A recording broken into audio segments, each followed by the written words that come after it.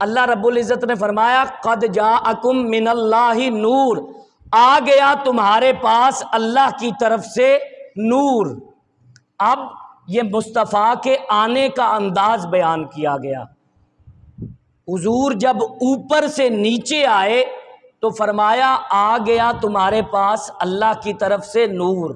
قرآن مجید میں ایک اور مقام بھی ہے جہاں پر حضور کے نیچے سے اوپر جانے کا ذکر ہے، اور اس آیت کو آیت معراج بھی کہا جاتا ہے، جس میں فرمایا سبحان الذی اسریٰ بعبدہ لیلا، پاک ہے وہ ذات جو لے گئی اپنے بندہ خاص کو۔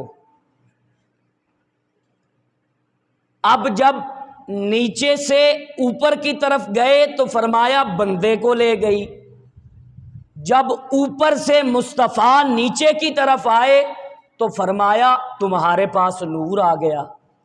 باری تعالیٰ مصطفیٰ کی ذات تو ایک ہی ہے، تو دو ٹائٹل کیوں دے دیے؟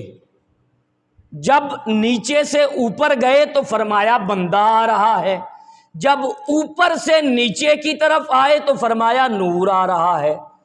یا تو جب اوپر سے نیچے آئے تھے تب بھی فرما دیتا کہ تمہارے پاس میرا بندہ آ رہا ہے، جب نیچے سے اوپر جا رہے تھے یا تب فرما دیتا کہ میرے پاس نور آ رہا ہے۔ مصطفیٰ کی ذات ایک ہی ہے لیکن ٹائٹل دو دے دیے۔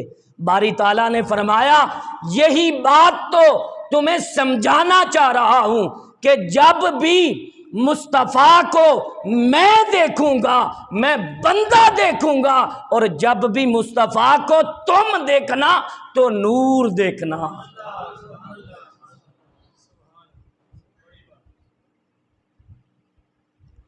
مصطفیٰ کو جو ٹائٹل اللہ نے دیا ہے اس ٹائٹل کو اللہ کے دیے ہوئے ٹائٹل کے ساتھ ہی ہمیں پکارنا چاہیے۔ لہٰذا پورے قرآن میں اللہ رب العزت نے حضور کو کسی ایک مقام پر بھی یہ کہہ کر مخاطب نہیں کیا کہ میں نے تمہارے پاس اپنا بندہ بھیج دیا۔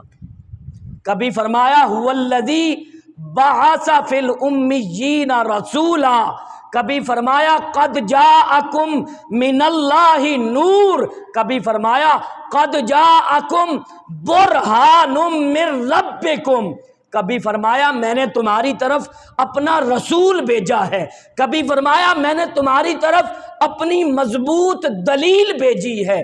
کسی ایک مقام پر بھی اللہ نے یہ نہیں فرمایا کہ میں نے تمہاری طرف بندہ بھیج دیا۔